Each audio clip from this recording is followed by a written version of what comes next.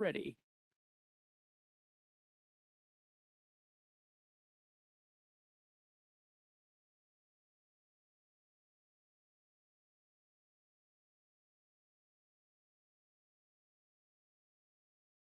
Okay.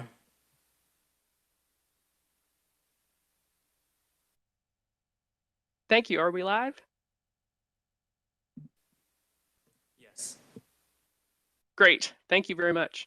Well, good morning, everyone. My name is Carrie Bruffett. I'm the Vice President for Policy at the Kansas Health Institute, and very pleased to join you today for the first meeting of the Access to Services Working Group of the Senior Care Task Force.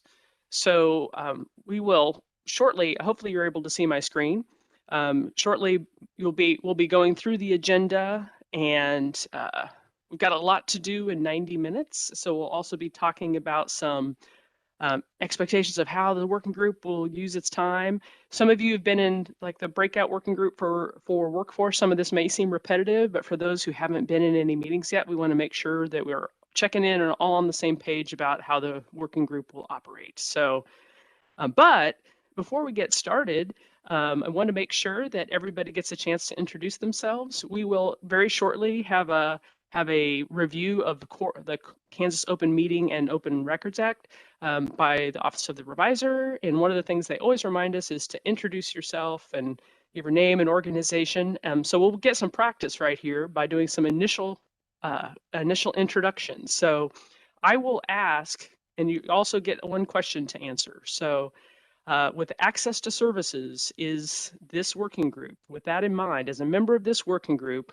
what would you like to accomplish? So think about that as you introduce yourself. And I will introduce our co-chairs first. We'll start with Sarah Schlitter. Good morning. I'm Sarah Schlitter, and I work at Johnson County Developmental Supports. And let's see what I can share.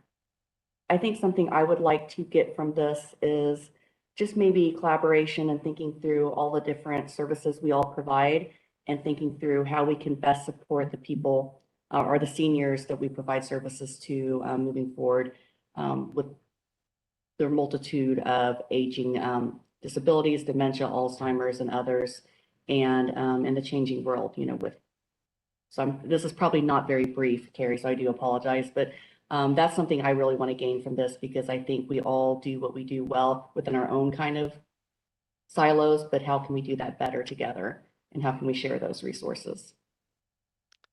Thank you. Our other co-chair is Senator O'Shea. Yeah, hi everyone. I'm Senator Kristen O'Shea. My district, just so you know, is Central North Topeka over to Wamego. I live in North Topeka. I have a little bit of background in gerontology. So I think what I'm most interested in is really what can the legislature, what can the state do to make life more simple and more easy for aging services to serve our elderly. And so does that mean getting rid of some laws? Does it mean creating some? What can we do to be more helpful? And what does access look like? Is that access to the facility? Is it access in their home?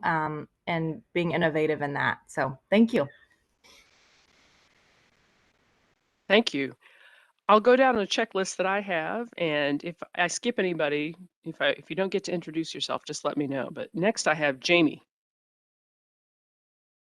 Morning. I'm Jamie Gideon. I'm the Kansas Director of Public Policy for the Alzheimer's Association. And what I would like to accomplish is that the many voices for those with Alzheimer's in Kansas and their caregivers are adequately represented on this work group. Thank you. Thank you, Jamie. Annette.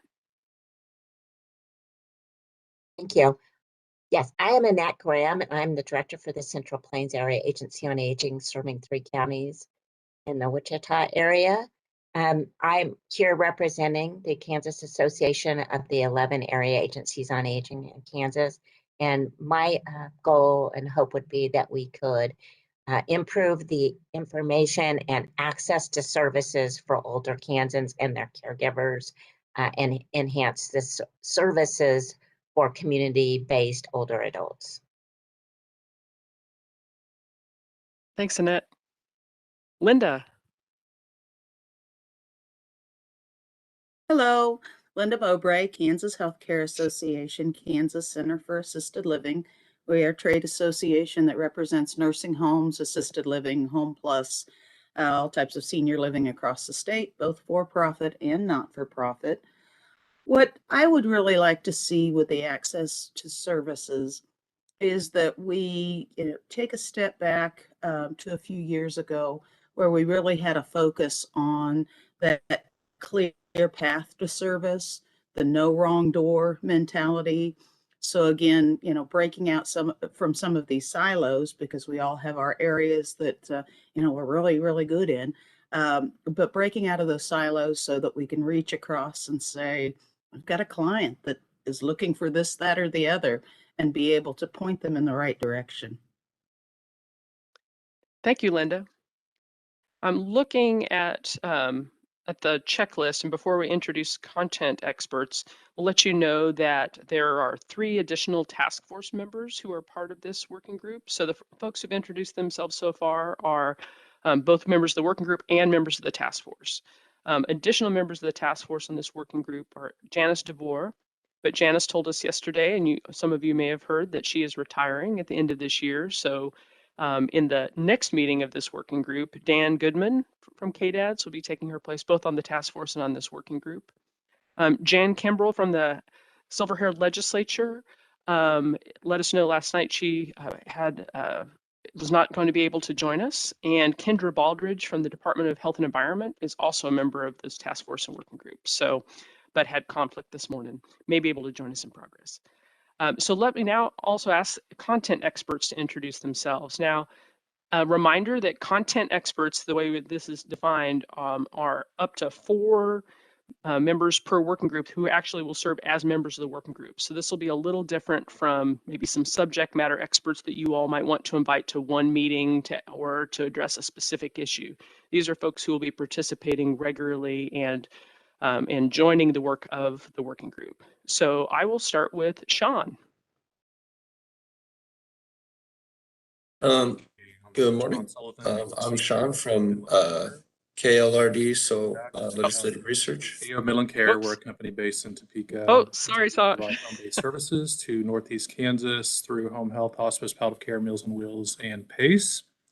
So my quick statement or thought on what we'd like to achieve or an outcome, there's been a lot of effort and activities around rebalancing over the years, what we call rebalancing. I don't know that rebalancing is the same thing as access to services, but I think it's been good to know where we are, what is our goal, where we'd like to be, what is a good marker of what that looks like, what are the outcomes or markers along the way to know, are we being successful in improvement, those kind of things. So thank you, Carrie.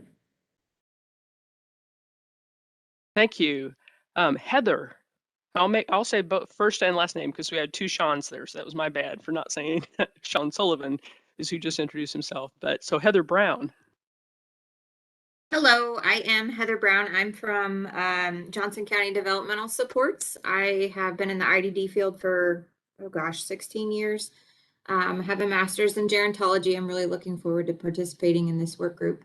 I'd just like to know or kind of get from this, where are our gaps and how can we fill those regardless of the silo that we work in. So looking forward to working with you all.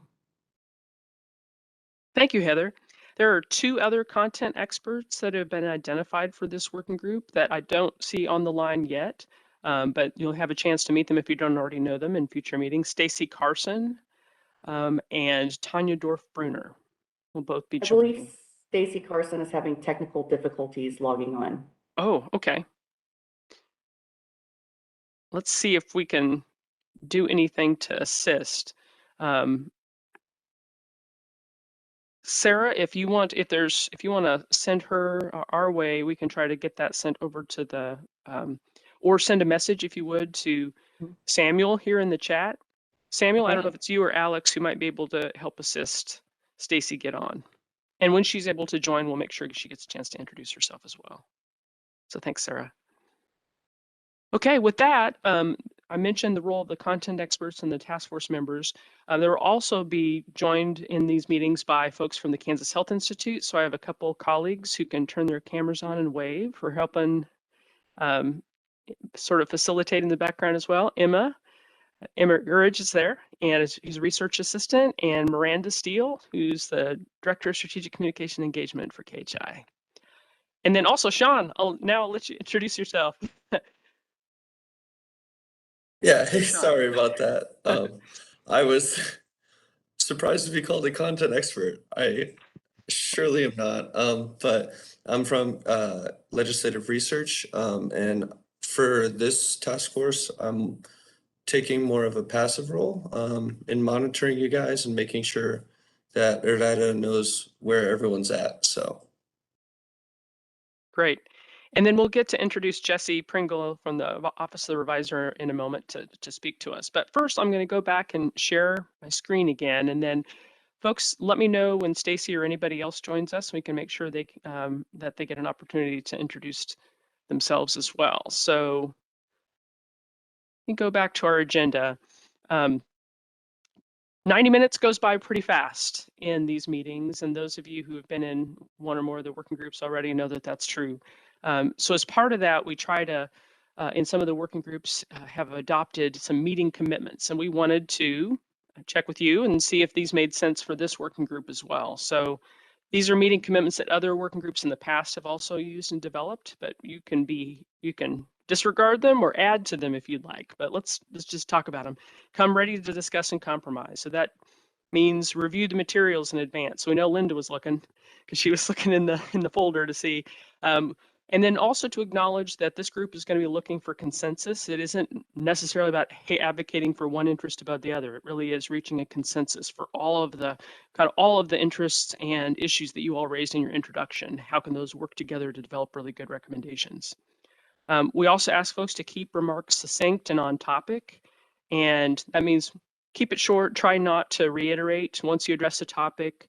Maybe allow others to chance their to express their thoughts before you follow up or go on to the next topic. But don't hesitate to ask clarifying questions. This isn't meaning to stifle conversation at all. So if somebody's talking about an issue, you just don't understand that acronym or exactly where they're coming from, don't hesitate to ask. We really want shared understanding. Starting and ending on time is also important. And so we know this is quite a bit of time, but as fast as it goes by, we want to recognize that you all have other commitments as well. So we will end meetings on time as well. That means sometimes KHI might seem like we're really pushing the pace a little bit. You can always tell us if we need to slow down. If you really want to spend some extra time on a topic, we can do that, and we'll just have to adjust future agendas or issues to future agendas. So with that in mind, do these all seem reasonable? Make sense? Thumbs up? All right. This is one of the ways we'll be able to measure consensus. So thumbs up. We'll get some practice doing that. Okay, Miranda, anything in chat? No, Carrie, I'm not seeing any chat messages come through. Okay, well, I will stop sharing my screen, and Jesse, I will hand it over to you. Jesse Pringle is with the Office of the Revisor of Statutes, and she's going to go through the COMA and CORA review. Take it away. Thank you, Carrie. Good morning, Working Group B. I am Jesse, and I'm an assistant revisor in the Revisor of Statutes office. During session, I staff children and seniors, and during the interim, I staff the Senior Care Task Force. So I know quite a few of you, and thank you for being here. I'm going to go over something some of you have probably already heard of a few times, the Kansas Open Meetings Act and the Kansas Open Records Act. That will be useful because that applies to the working group as well. So generally, the Kansas Open Meetings Act is a law that provides the meetings of public bodies to be open to the public, and that includes subcommittees or working groups. So when you think about a meeting's any gathering of the body's members, the working group's members, that includes a majority of the working group's members, held for the purpose of discussing the business of the working group. So a gathering of working group members can come in all sorts of different forms. Whether it be formally called upon, such as this, or informally. And when we talk about informally, that could be just in person, possibly, out it at lunch or at some event. It could be through a telephone, a conference call, any interactive communication. And we identify serial communications as kind of the largest place to forget that there's kind of a meeting going on. And that would include email chains, a reply all on an email, or group chats and texts. So when the gathering is occurring, there can't be a majority of the membership of the working group. So that's more than half of those who have been identified here. So we're concerned with, when it comes to this group, that there is not more than half of the task force in this group, because then that would be a task force violation of COMA. But in addition, we also don't want half of all of those assigned to the working group, because then that would be the working group's violation of COMA. So when we think about the working group membership, that includes the content experts and those who are in addition to the task force members that have been assigned to the working group. So especially since these will be virtual meetings, there's a few things to keep in mind. That the participation in the link is considered towards the number. So that's why logging in versus watching YouTube is a very important distinction. And when you are on the link and participating in the meeting, it'd just be important that you state your name each time you speak for the public to ascertain who you are, who you represent, and what you're stating, because COMA does require that meetings that do occur that have notice, the committee or working group make reasonable efforts to allow the public to watch. And so that's where the YouTube and the live stream comes in, and that the public must be able to tell through those channels what's going on in the meeting. So when we think about meetings, we also have to think about the records that come along with the meetings. So the Kansas Open Records Act is a law that requires the records of a public body, this working group, to be open to the public. Public records, when you think of a record, it could be any recorded information that is provided to the working group or in possession of the working group. So for example, one of the public records would be the agenda for today. So individual records are not individual records, such as your notes or things you are keeping to yourself, are not open records. Unless you identify them or present them to a body during the meeting where you have publicly referenced it, then it could be a public record. And so that also happens when you possibly cite an article or any other record that is out there. So these are important things to remember, how to conduct meetings and reference records, because there are some consequences for a violation of COMA and CORA. Those consequences include that individuals could be liable for up to $500 of a civil fine, and the individuals who violate may be required to complete training to be more familiar with the act that was violated. So with that, just remember, is this a meeting? Is there a majority? Are we discussing the business? And then as far as public records go, keep your individual records individual unless desired to be a public record. So my participation with the working group will be when requested. So if any of you have any questions now or questions later on in regards to COMA or CORA, please just let me or Carrie know, and we can get that to you. But does anyone have any questions at the moment on those two acts?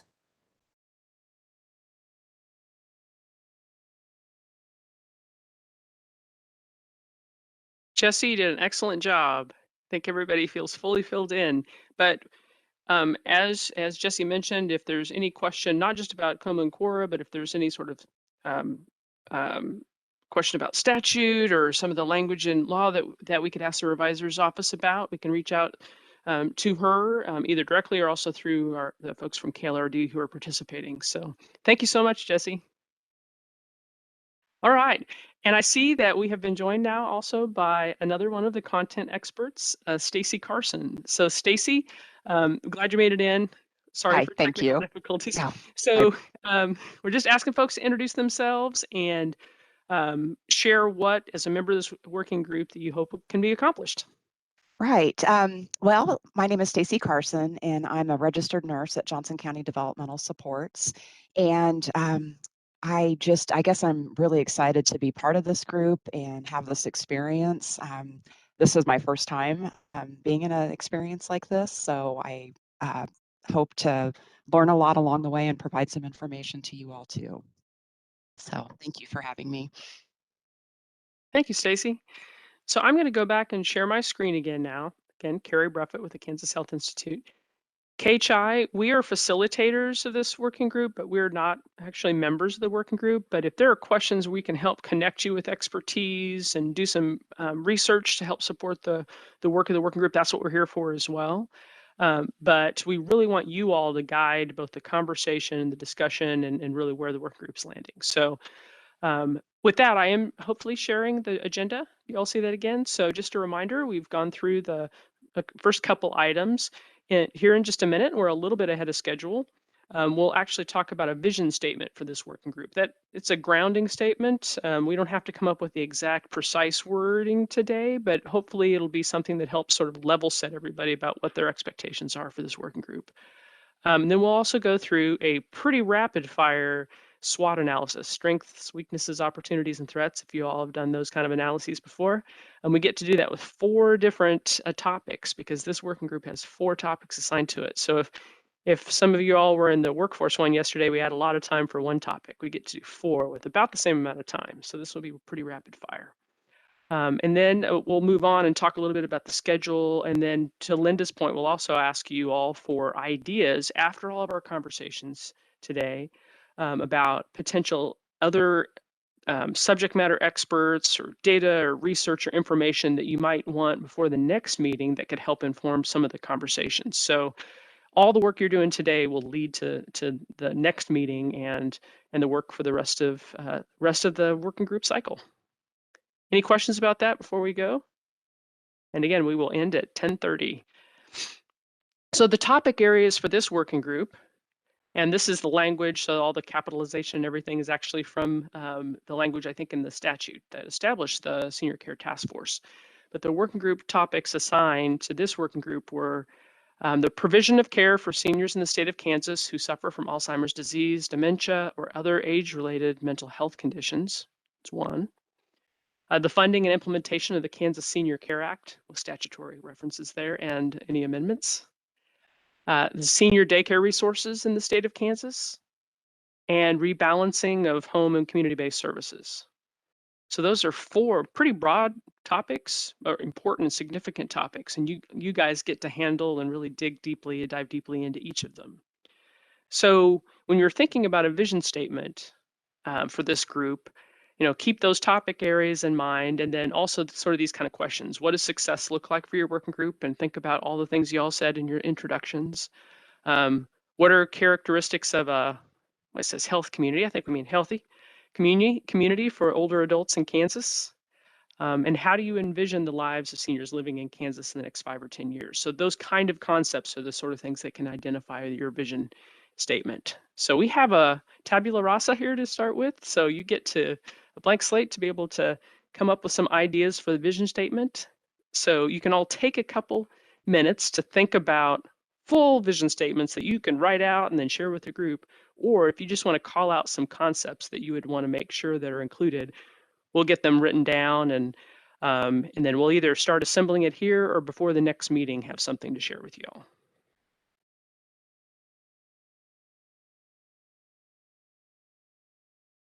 So thoughts on what a vision statement for this working group, given the topic areas, might include. Carrie, if I might, Linda Mowbray, Kansas bet. Healthcare Association. My idea would be to establish a clear path for Kansans to access services.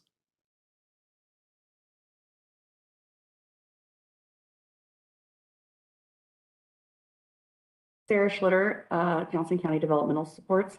I would say maybe you want to include Kansas seniors or Just, I know that was a topic of discussion at our last meeting. It's like that.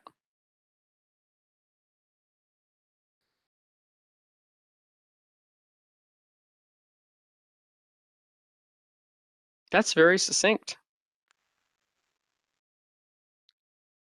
And that would cover the areas of services under the Senior Care Act for dementia, Alzheimer's and other diseases, daycare resources, and home and community-based services.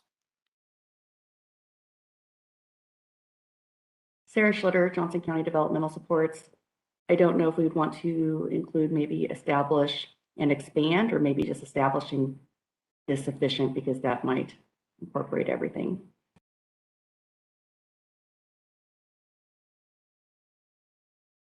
Annette Graham, the Kansas Association of Area Agencies on Aging. One of the things that we've kind of been working on in our arena is addressing ageism and ageist type of terminology. So one of the terms we've been trying to implement using is older adults rather than seniors. So that's just throwing that out there as a possible terminology change. And also, I think it's important to include caregivers, because that's such a significant piece of when you work with older adults, the caregivers as well.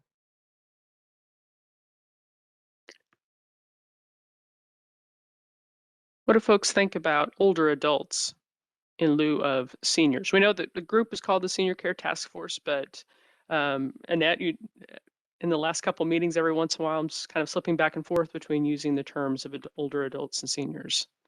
Is that an important consideration that we could address sort of here? Like this? And caregivers? Or is that the right place to put caregivers, because are caregivers accessing the services? Good. How about the idea of expand? Folks agree with that? So we're going to establish a clear path for, and we can play with the wording, and then expand the services available. Sort of seem like the two concepts.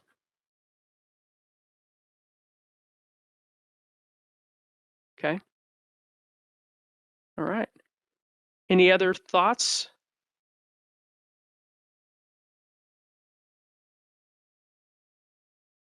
So we've covered the clear path, we've covered older adults, we've covered caregivers, and we've covered services as an umbrella for all of the issues that this working group has. Consensus? Sean Solon with Midland Go ahead, Care. Sean. I'll throw in what I did yesterday and perhaps add, after a clear path with public policy recommendations. So I think that's a clear charge of this group and the Senior Care Task Force. What do you guys think about that?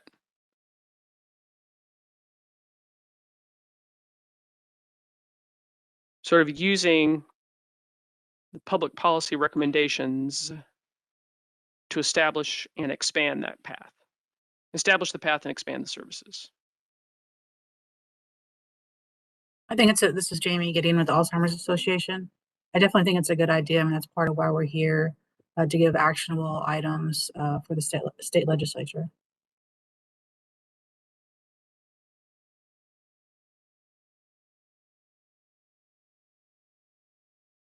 All right. Any other thoughts from the group? Any other concepts we want to include? Because you guys have done, this is a pretty concise vision statement, but that's what they're supposed to be like, right? As long as it covers really what you're wanting to do. Okay. Thumbs up. We're ready to move on. Thank you. We will, this looks like, I think we just need to figure out some of the wording around expand, but rather than wordsmith here, we can come to you at the next meeting with whether we just put and expand here or somewhere else. Let's move on to the next part of the work, because we actually have 4 topics to get through. So being a little ahead of schedule is great, as we may absolutely need this time. So I'm going to switch the screen I'm sharing here in a second, but in the chat, I believe you will see shortly, if it's not already there, it looks like it's there, is a link to a Google Jamboard. Folks, have you guys used Jamboard before? Clicking on the link, it's pretty easy. We'll guide you over there. Let me stop sharing this screen and I will share Jamboard. If you click on that link, it should take you on your web browser to a screen that will look like, whoops.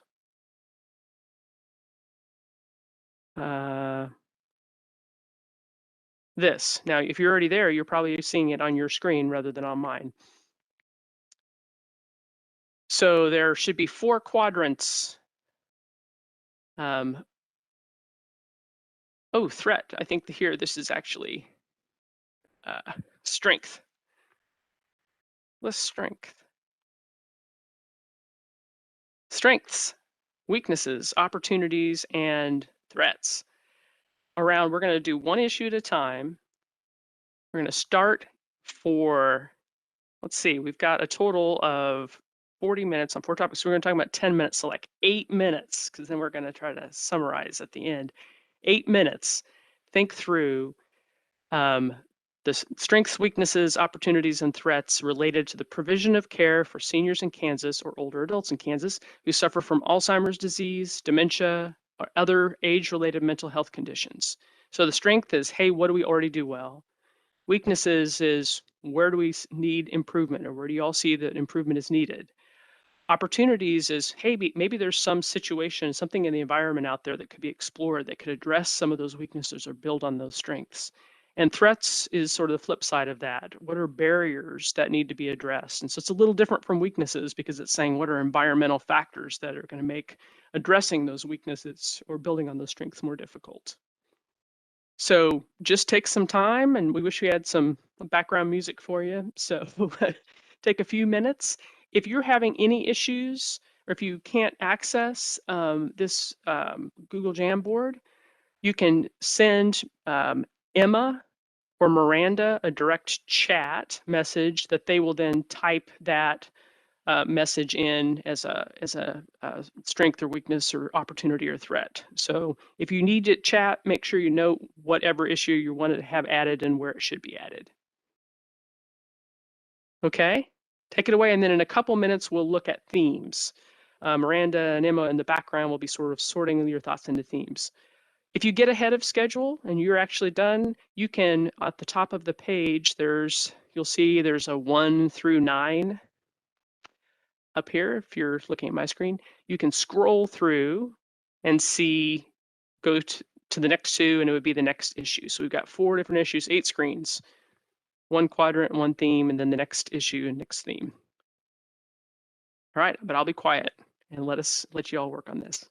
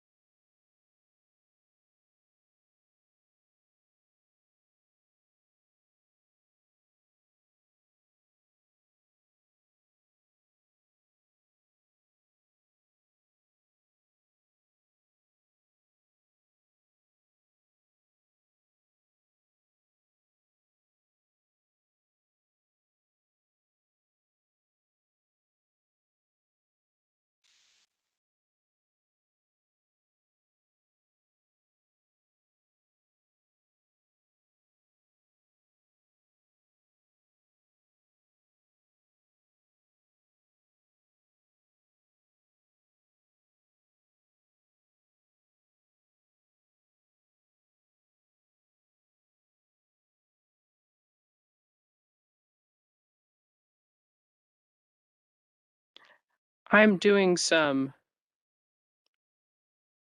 and some other folks I think are moving some things around. So if we moved a sticky note that you wanted in one quadrant into the wrong quadrant, please move it back. You're free to do that.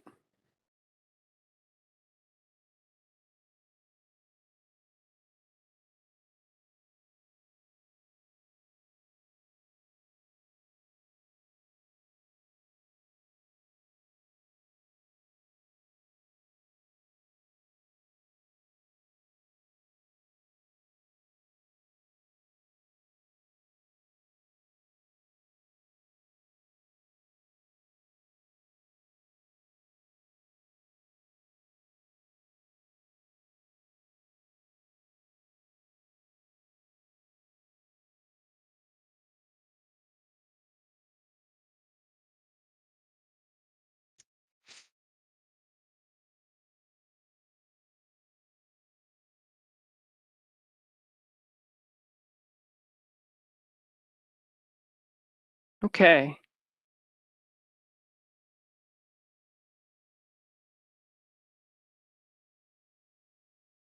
I'm getting another box here. Here we go. Oh.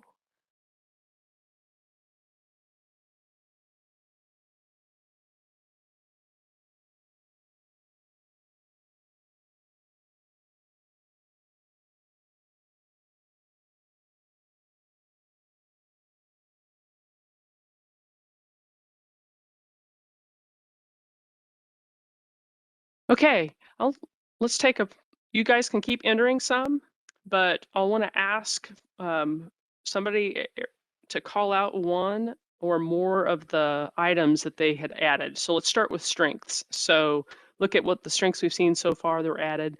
The Alzheimer's Association provides education, support, and other resources. NTG, need to let me know the acronyms. NTG's dementia specific training. Yes, Senior it is. It's National Task Group. Thank you. Thanks. I should have written that. Yeah. Senior Care Act serves ages 60 and older, unique to Kansas. Increased funding allocated to the Senior Care Act in the 21 session. The Alzheimer State Task Force and the 2020 Alzheimer State Plan. Who wants to talk about one of those strengths?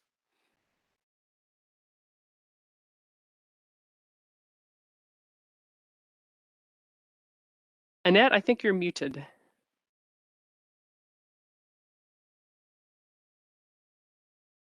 I can unmute you. Here we go. Are you? Okay. There you go. Thank you. Okay, because I'm just on this screen. So, but yeah, Senior Care Act is unique to Kansas, and it does have that Senior Care Act program that serves 60 and older, can be self-direct or agency provided. And there was increased funding allocated by the legislature this year. So that is definitely a strength. Thanks, Annette. So now let's look at weaknesses. So I see, among other things, lack of caregiver knowledge for both Alzheimer's and mental health in older adults, decreased staffing resources, caregiver shortages for self-directed care services, opportunities for them to be in their homes, wage disparity between waivers, limited resources for in-home specialized services for individuals with dementia, limited availability of mental health professionals with expertise in the specialized needs of older adults, workforce shortages, provision of care for older adults with dementia is available in facilities in some areas, but there's limited resources available for community-based care. I definitely sense a theme there.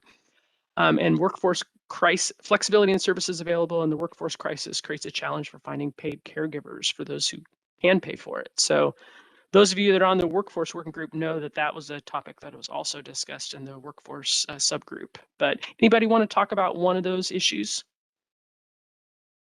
in the weakness to either expand on it or explain it? Sarah Schlitter from the county. Oh, sorry. Sarah Schlitter from Johnson County Developmental Supports. Flexibility in services available. I do think that there's a challenge or a weakness in terms of it's not a one-size-fits-all model, which sometimes we're put into, and so maybe having that flexibility in services and programming. Thanks, Sarah. And then let's look at where it's all listed for opportunities. So establishing a permanent dementia coordinator position is an opportunity. When we see opportunities, this can sometimes be the seed, sort of the fertile ground in which a future recommendation might come from. So I'm seeing even some of the language reflecting that. Requiring dementia training and long-term care, that's an opportunity. Similarly, for all caregivers, both initially and annually. Working closer with community mental health centers, the HCBS Frail Elderly Program for ages 65 and older offers an opportunity. Establish caregiver tax credits. Mental health services aren't widely available for older adults in rural areas, so maybe an opportunity to address that need. Requiring dementia training, well, I've seen that a few times, right? Training for caregivers in all settings.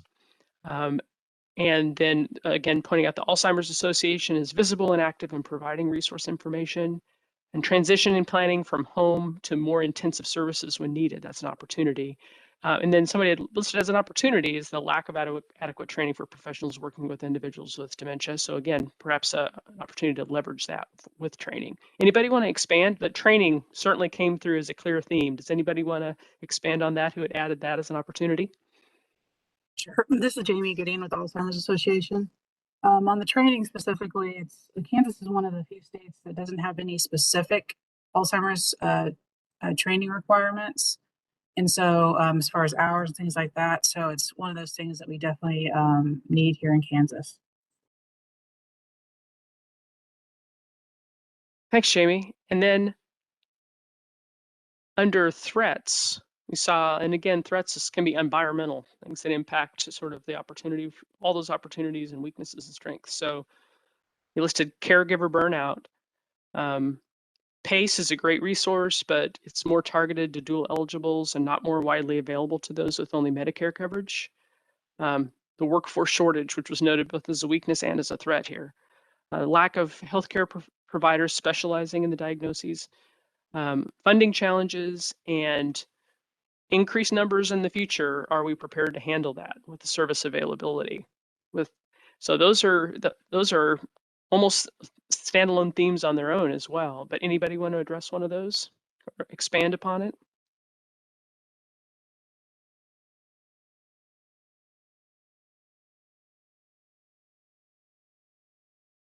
This is Stacy Carson with Johnson County Developmental Supports. I think with caregiver burnout, it's a very important topic, and that even the best caregivers and the most well-intentioned caregivers can experience burnout, whether they're family members or they're paid caregivers. Thank you. Okay. I need to get a little bit of water, I think. But Miranda and Emma, are we ready to? I'm going to scroll over and talk about some themes we saw. So we're doing this in the background, and we'll do a little bit more between meetings too. So this will be in the meeting notes you get, and we'll do some additional sorting as well. But Miranda, do you want to walk through some of the strengths, weaknesses, opportunities, and threats that you hear? Sure, thanks, Carrie. Certainly, we don't want to duplicate what we had on the sticky notes that you guys have entered on the previous sheet, but for the overarching themes under strengths, I see here we have knowing that we have an Alzheimer's Association in our state that is providing that education support and resources. So potentially that becomes an opportunity, right, to leverage that. And then secondly, with this dementia-specific training comes up as, if that's available, that's great as a strength. Of course, that's also listed as an opportunity. So with weaknesses, workforce shortages, limited availability of mental health professionals, and then another theme that emerged was the wage disparity between those serving individuals on the waivers. So then opportunities from that, we're seeing that so a couple of people mentioned a statewide dementia coordinator. And so I would have a question here as to whether, let us know if we need to track if there's other states that have a similar role. That would be good to know. And then training requirement for dementia training, both upfront and then on an annual basis. And then a couple of other mentions about mental health training in general. Then caregiver tax credits listed as an opportunity, as well as transition planning and the need for more services and supports in the rural areas of our state. And then lastly, for threats, again, you see that workforce shortage. In the, I guess there's thoughts around the continuation of that as part of our environment. And then burnout, caregivers as well as provider staff. Let me go back real quickly. No one mentioned COVID specifically, but of course, that's there's a linkage there as well in our environment. And then just the aging population in Kansas. So looking at the capacity to serve a growing population of Kansans that need long-term care and other supports for older Kansans. And then the lack of specialization among healthcare providers to diagnose dementia and other diseases mentioned. Thanks, Miranda. So, okay, we're going to shift gears now. That was a good start. Now we're going to shift gears and go to the third tab. So if you're in Jamboard at the top, there's like something that looks like a little rectangle and it'll say 1 through 9, 2 through 9. Go to 3 out of 9. And this is a similar Jamboard if you're seeing my screen. Same idea, same questions for the Senior Care Act. So this is explicitly thinking about the Senior Care Act itself.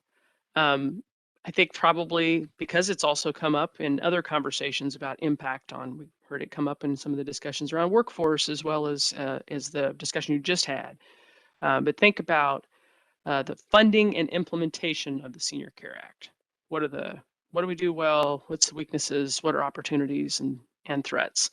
And it's okay if some themes end up being repeated through a few of these. That's actually going to be really helpful if so, as you're developing your recommendations. So let's take 5 to 6 minutes to start working on this Jamboard. Has everybody found their way there? No. Great. Oh, is somebody say no? Yeah. Okay. Annette, on the top of the Jamboard above the 4 quadrants, there should be, depending on your browser, there should be something that looks like there's little arrows like previous frame. If you go to the 3rd frame, you'll get there. Got it. All right, thank you. All right, we'll be quiet and let you guys work.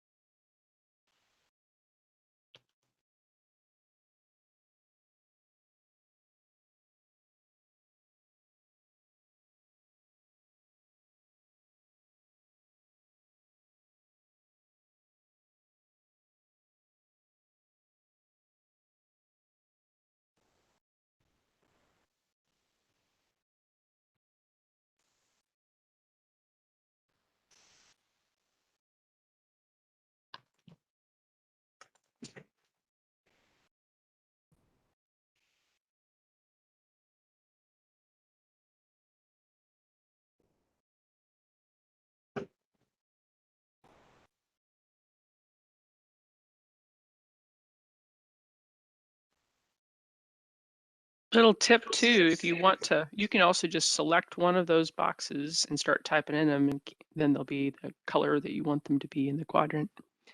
But if you select something, and you also have the opportunity to change the color when you create a brand new one.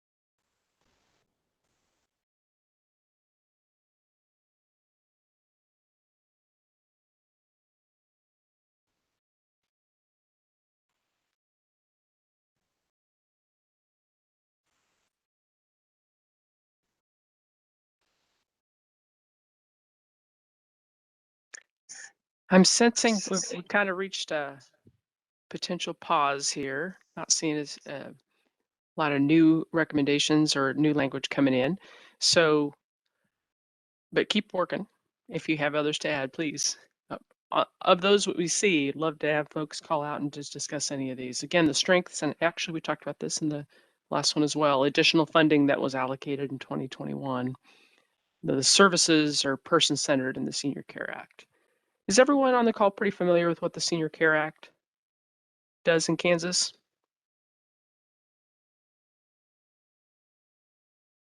Don't be shy.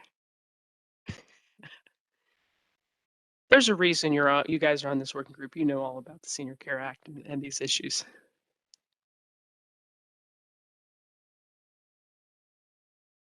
Okay.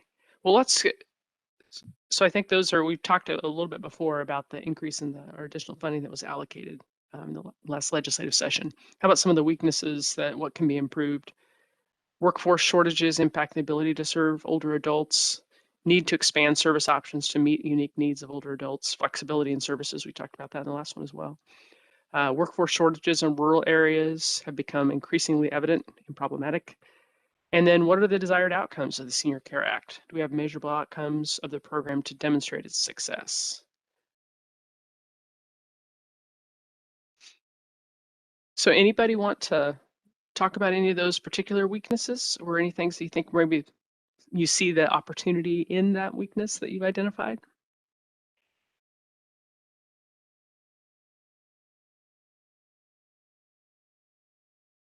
Sean Sullivan, Midland Care. I threw in the one about the outcomes, and I will say I'm a supporter of the Senior Care Act. But I think what I've heard, at least over the years, is as a case for support of it, that the average statewide cost to provide the Senior Care Act is X.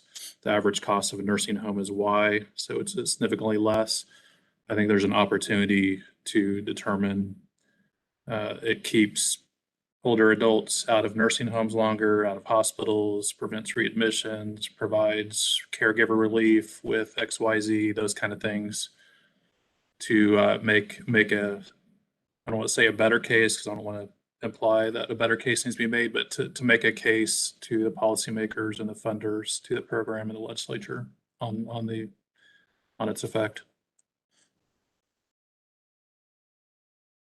Hi, Annette Graham, State Association of Area Agencies on Aging. And I'll just kind of tag along with that. Yes, I definitely agree that better data and more robust data would be a very good change to make to be able to provide those kind of outcome and information. So thank you, Annette. Back to opportunities. Again, this is Carrie Bruffett with KHI. So we see a couple different ones: broadband telehealth access for virtual visits for clients and caregivers for support services. That's listed as an opportunity. Maybe somebody could expand on that, but I thought the other one was interesting too, is how can people with intellectual and developmental disabilities fit into or receive these available services in addition to what they might be eligible for home and community-based services through waiver programs. So anybody want to talk about one or the other of those? Linda Mowbray, Kansas Healthcare Association. The broadband opportunity, since there is additional funding available, we've talked of access and the rural areas and whatnot.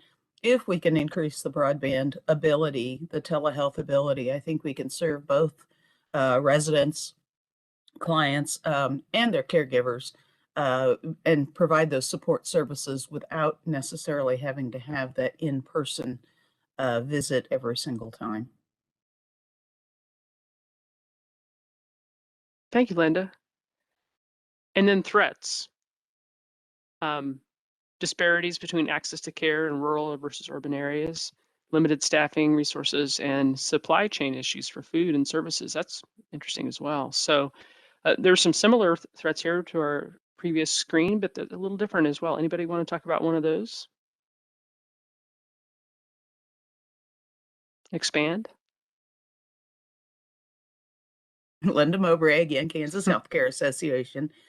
We are hearing across the state that supply chain issues for food services, whether it's a particular warehouse doesn't have the capacity, does not have the supplies, or if they don't have the drivers to send the trucks out, that's affecting not only nursing homes, assisted livings, but also I would venture to guess that it's affecting the community meal sites and other areas that the Senior Care Act serves.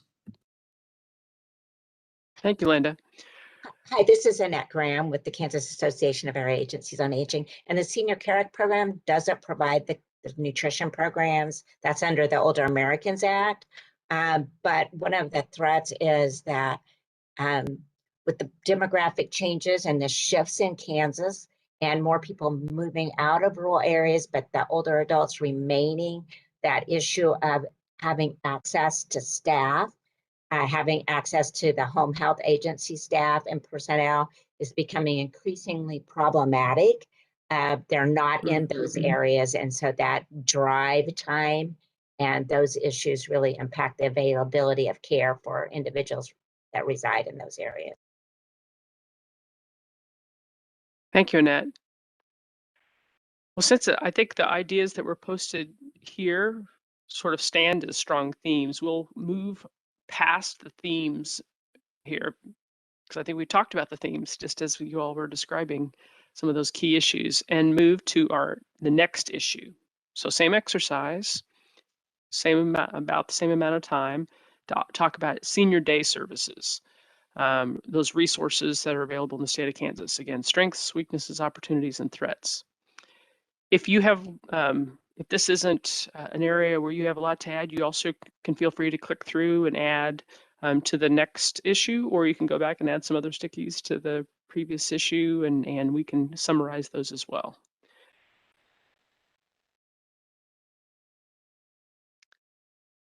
So senior day services and resources.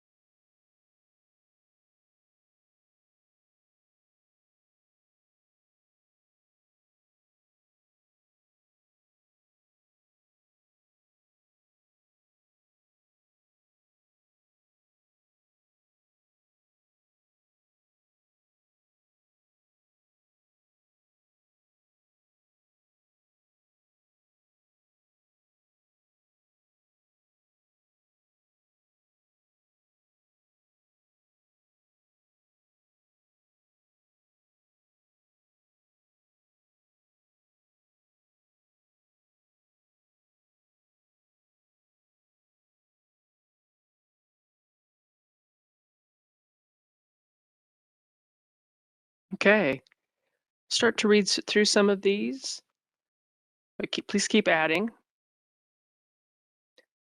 So for strengths, Senior Day provides respite to caregivers, provides seniors with meaningful activities, it helps with caregiver burnout, and it allows seniors to continue to be a part of their communities. Those are some of the strengths that you all mentioned. Anybody want to expand on any of those? Maybe particularly the caregiver respite and caregiver burnout.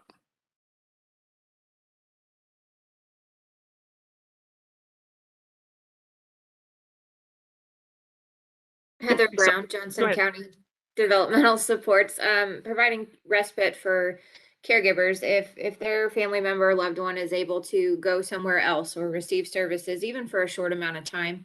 That allows caregivers to go home and take a nap. It allows them to get their grocery shopping done or take care of their own families or kids. And so I think it's a valuable service for sure. Thank you, Heather. So in weaknesses, here are a few themes that you all have added. It's currently a one-size-fits-all model. It's not suitable for everyone, especially if the service is provided away from home. There's a low reimbursement rate to providers who serve HCBS clients for this service. For caregivers to access the service is critical to enable them to continue to keep the older adult in the home and community. That might be an opportunity. It is extremely limited availability of day services, even in the urban areas of the state. So availability is listed. And then lack of information on this type of services for caregivers who are in need is also listed as a potential weakness. Overnight service, a critical gap. Somebody notes. Anyone want to talk about that?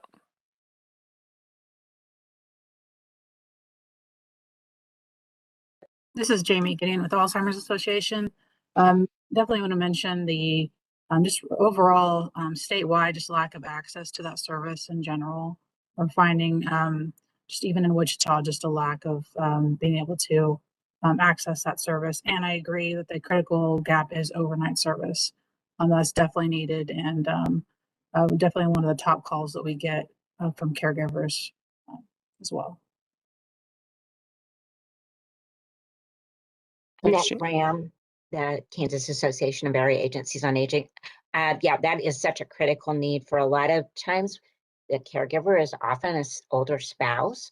And if you are up all night and you can't get rest, you're not going to be able to continue on as a caregiver for long. You will reach the breaking point. Thanks, Annette. So opportunities. I identified several things as opportunities as well. Finding ways to engage existing healthcare providers to offer day services, especially in rural areas as an add-on to what they already do. That's listed as opportunity.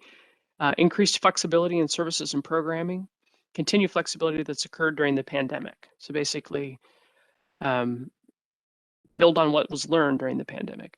Increased collaboration among day service providers versus silos. Sounds like silos might be a threat or a weakness as well. Staffing challenges, probably both a threat, but also opportunity to address. Potential cost sharing among organizations to add more services. And then specialized training for staff at adult care sites to provide appropriate services in the setting. I'm gonna move that one to make sure I'm not covering anything up. And then the expansion of the availability of those services. Anyone want to expand on any of those ideas, particularly anything that we've not really touched on so far? Maybe about the flexibility during the pandemic. Sarah Schlitter from Johnson County Developmental Services. I think there are things that we have learned through the pandemic that have been beneficial to the people we support. So increased quality of life, more individualized services. So I think that's something that would be nice to learn from and maybe be able to continue. Thank you. And then threats, we see staffing resources, the pandemic affecting available services and programming, sort of the flip side of the pandemic effect, and transportation availability. Somebody talk about transportation. Expand on that idea. That'd be good for folks to hear. Heather Brown, Johnson County Developmental Supports.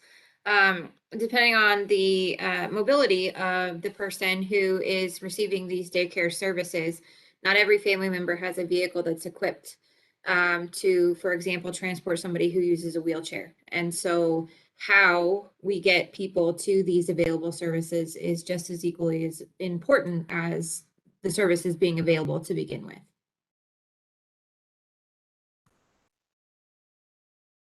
And Linda Mowbray, Kansas Healthcare Association. I'd add on to that too, that when you have an individual with dementia, the transfer trauma, if you will, of whether getting in the family car or getting in a mobilized wheelchair type van or whatnot, that can be a challenge. It can be very exhausting for the caregiver and for the resident on a daily basis. Sean Sullivan, Midland Care. I'd throw in that as an opportunity to, if we can find greater flexibilities, engage other healthcare providers, as was mentioned in that section, and opportunities. And where I come from with that is, so we have a lot of we have day centers within our PACE program. We provide transportation to our participants coming to our day centers. Where it becomes a challenge is you get into the outlying areas in Nemaha, Marshall, Potawatomi counties, and examples. It is prohibitive to transport those individuals to a PACE center in an urban area. So we've spent a lot of time thinking about, can we find an existing facility, primary care clinic, hospital? Can we find an IDD provider that already has a day supports program to do that and contract it out? But the licensing and the lack of flexibility becomes a barrier and an issue there.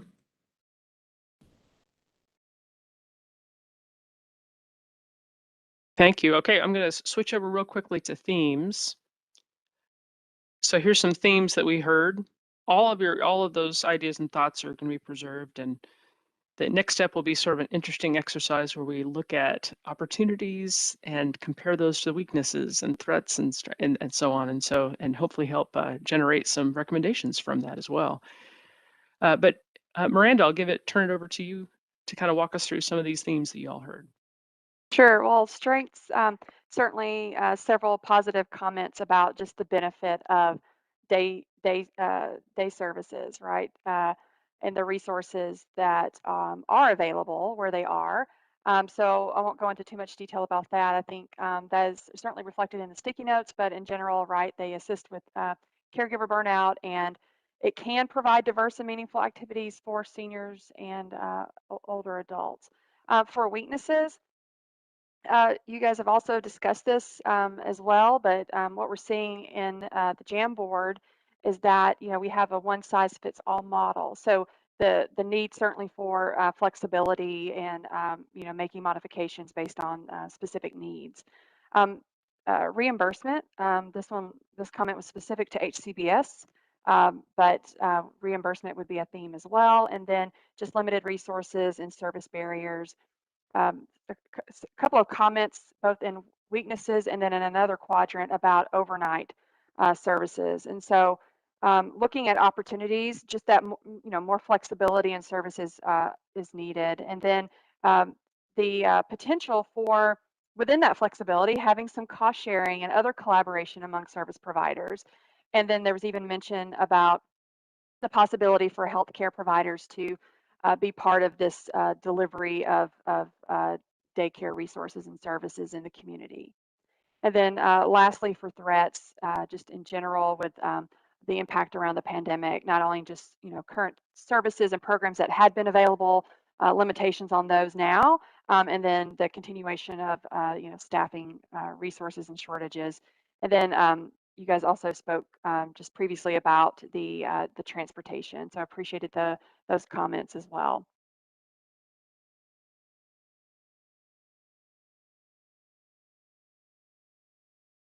Back to you. Oh, I was muted. Carrie Bruffin from KHI again. Okay, we're on to the fourth topic. So scroll at the top of your screen to 7 of 9, basically. And this is all about rebalancing of home and community-based services. So I know this is a big issue, and it kind of has some crossover with some of the other issues we've already talked about. So same exercise. Because of time, We'll probably stop in about 5 minutes or so, so type fast.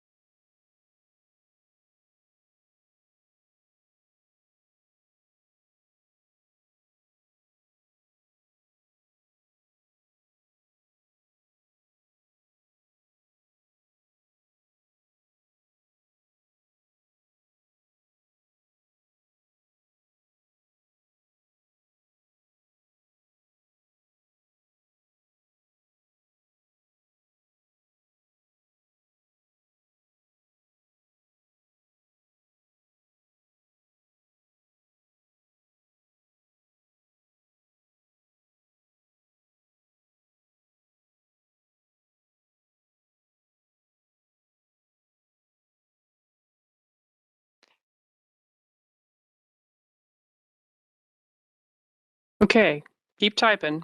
I'll start reading a few of these. We will theme these afterwards and send these out with the meeting notes as well, just in the interest of time.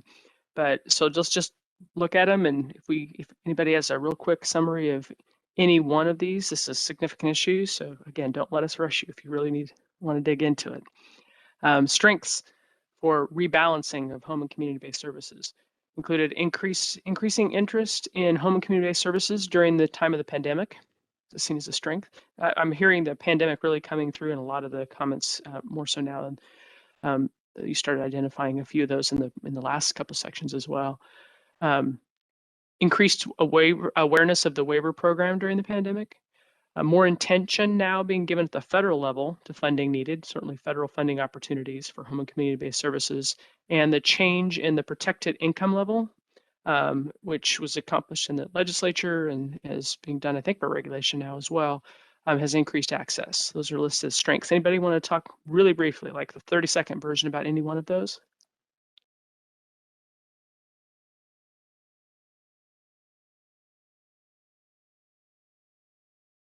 I'll move to weaknesses. So weaknesses is the lack of available home-based services and providers in rural areas. That's been a consistent theme through all of the things you've identified.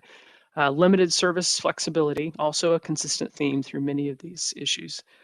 Service gaps between living on their own and then transitioning to more intensive supports as they age. So those are listed as weaknesses. Anybody want to talk about that last one, particularly sort of that transition services? Heather Brown, Johnson County Developmental Supports. What we see is that we've got independent individuals receiving HCBS services who've lived in their own apartment for most of their lives. And when they get to the point in their lives where they do need more support, that support's not available. We either don't have a residential space to continue to provide supports to them in a different setting. So they find themselves in a situation where they are basically seeking for additional services when they're already receiving them. And so we find ourselves not having the ability, or it's very challenging to continue to provide services at the level that that person needs. Thank you, Heather. So some opportunities, see several here that's interesting. Access to the same services that non-HCBS people receive. Explore if there really is a need to separate populations when we're talking about older adults. Increase utilization during the pandemic. So I read that before. The change in the protected income limit has increased that access. The ACM service to assist with Medicaid application process for the frail elderly, physical disabilities, and brain injury waiver applicants. What is the ACM acronym? Is this the community care manager? Sean Sullivan's administrative case management. That the Administrative. AAs on. Thank you. I didn't remember the A. Availability of PACE, the program of all-inclusive care for the elderly in areas of the state currently unserved by PACE providers. Opportunity. Establishing a statewide information referral system through KDADS. Rural PACE model, again, PACE a couple times, and services that can be shared with I think that was very similar. We have two of you are thinking very similarly about shared services between HCBS and non-HCBS folks. Anybody want to talk about that issue? A couple of you had listed that.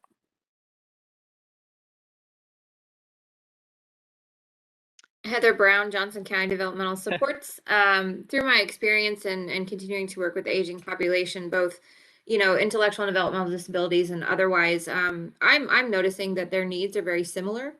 And so there's also, continues to be a movement to be inclusive and, equal realization of rights. And I think one of the barriers is that we're siloed based on our funding sources. And so why couldn't folks with, developmental disabilities receive similar services to those that don't have those disabilities? Because their care needs are very similar to each other, regardless of that status. Thanks, Heather. And then for threats, some of the things, again, there's some common themes, but there's also some unique things to home and community-based services. Waiting list numbers for those waivers that have waiting lists. Final settings rule caused assisted living and Home Plus to leave the home and community-based services program as providers. So it impacted the providers. I'd like somebody to expand on that one. Staffing for expanded services could be problematic. Provider rate imbalance and lack of standardized direct support professionals as a recognized profession by the Department of Labor. That's a very specific and interesting one as well. So we have like 1 minute. Who wants to talk about one of those? Linda Mowbray, Kansas Healthcare Association. Our providers with the final settings rule are having to go through a process to prove that they are person-centered, that they don't have the qualities of an institution. And for many of them, the process is long, arduous, tedious. And I have heard from a handful of providers that it's not worth it. They're going to drop out of the HCBS program. Also, it creates an access problem for those transitioning in from the community, but also for those seniors who have spent their resources down. If the individual's not a provider of HCBS, they're not going to be able to stay in the setting that they chose. Thank you, Linda. Well, thank you all. I know that was a whirlwind to get through all of those topics, and I'm sure between now and the next meeting too, there may be some other things that strike you, and hopefully when we're summarizing all of the feedback and sending these out as meeting notes and sharing those with you all, that'll also stimulate some of the other discussions. So I'm going to now switch real quickly to look back to looking at the calendar for this working group. See if I can do that correctly. Y'all see that? This is the calendar, the meeting calendar for Working Group B, Access to Services, you all. The meeting dates that are marked in red, if you see those, are ones that are exceptions to the otherwise general rule of this group meeting on the second and fourth Fridays of the month. It's sort of a half and half general rule, it looks like, sort of right with the red dates because of other conflicts. So if you, who has seen this list of dates? Have you all received this list of dates? If you have not, these will also be included in the meeting notes, so you can see these and get these added as well. And hopefully content experts will also can send out calendar holds. So KHI, the Kansas Health Institute, can send out meeting appointments. The WebEx links to this meeting will come from the legislative staff, and thanks to all of them today for helping us out. I know they helped a few of us with some technical difficulties. Thank you very much. And then we can also forward those around to the working group members. But remember that this that the WebEx link is just for the members of the working group. Others are very welcome to observe on YouTube or through the legislature's Harmony website as well. But just to avoid those issues that Jesse Pringle talked to us about at the beginning, the WebEx for the discussion is for the members who are the working group. And we will check in on those appointments that you received and make sure that you're getting just the ones that that apply to you all. So these are the coming dates. So if there's any date that is a huge issue for the whole group, we can always revisit these, but we wanted to get these on people's calendars as soon as possible, knowing that it's going to be very difficult to have everyone. Oh, look, we have a new working group member, Senator O'Shea. Who's this? Oh, sorry. That's okay. Hi, this is Leland. Oh, hi, Leland. Awesome. On the other age spectrum of what we're talking about. He's lovely. He won't count towards quorum, so I think we're good. Thank you. So let me also scroll down now and then ask you this. We don't have a lot of time. We just have 3 minutes. We do want to let you go. So we may ask you to follow up by email, but based upon what we've talked about today, some of the issues we talked about, not just the topics, but the particular issues we talked about, please let us know, and you can call out any names right now that you can think of, any supplemental experts that you would like to hear from for in the next meeting or one of the future meetings. So in the next meeting, we'll really be thinking through how to sort all these issues that we've talked about today into topics, and then we'll spend some discrete time within each topic. And so the first meeting will be very focused on the Alzheimer's and dementia, because that's, I believe, topic A. But so let me scroll back up and make sure that is the case. Yes, meeting 2 is topic discussion for the provision of care for seniors in the state of Kansas who suffer from Alzheimer's disease, dementia, or other age-related mental health conditions. So that's going to be the discussion. So particularly supplemental experts for that topic, please let us know, either call them out now or send them an email, and we'll work with the co-chairs on getting those invitations sent out. You can also think about other supplemental experts for future meetings as well and send those to us. It's always good to get a head start on trying to get on people's calendars. And then if you also think about any data or information requests that you would like before that next meeting on the 21st. So this really specifically thinking about dementia care and Alzheimer's and behavioral health for older adults. So the 1-minute version of that, does anybody have anything that comes immediately to mind, either in terms of supplemental experts or data and information requests? This is Annette, Kansas Association of Area Agencies on Aging, and I would suggest Dr. Stephen Benson from Wichita, expert on dementia and differential diagnosis.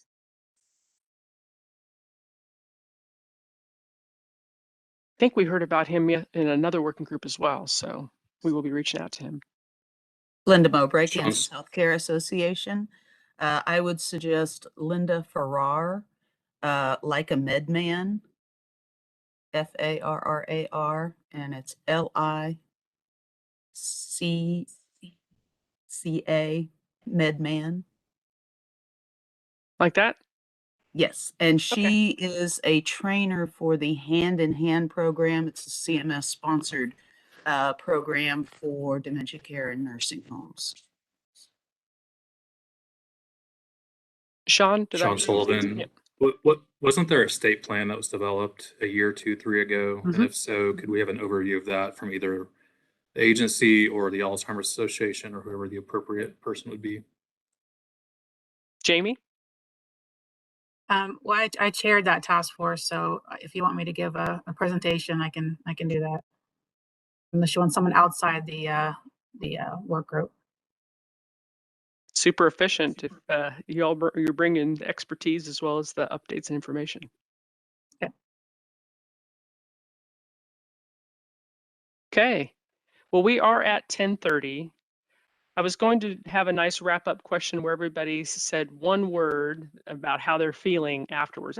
Maybe there's few enough of the task force members. So we'll just ask the task force members and content experts to give us a summary, sort of a one-word or couple word summary of how you're feeling about the work of this working group as we're heading into the next meeting.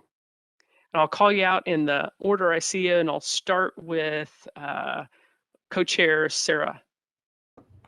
Hopeful and excited if I can have two. So That's all right. Heather. Wowzers. I like that one.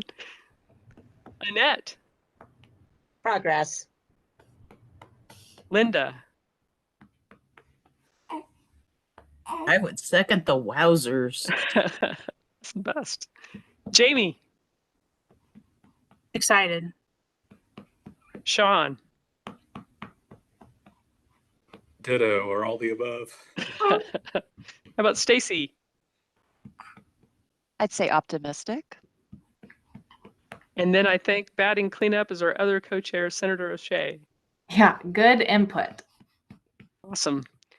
Well, thank you all very much. We'll be sending out meeting notes before the holidays, but enjoy the holidays and appreciate all your, this is a lot of time commitment looking at that list of meetings over the next several months, but really looking forward to those June dates when you're really finalizing the recommendations and putting those into a report to the full Senior Care Task Force. Thanks a bunch and have a good rest of the day, and goodbye everybody on YouTube and Harmony.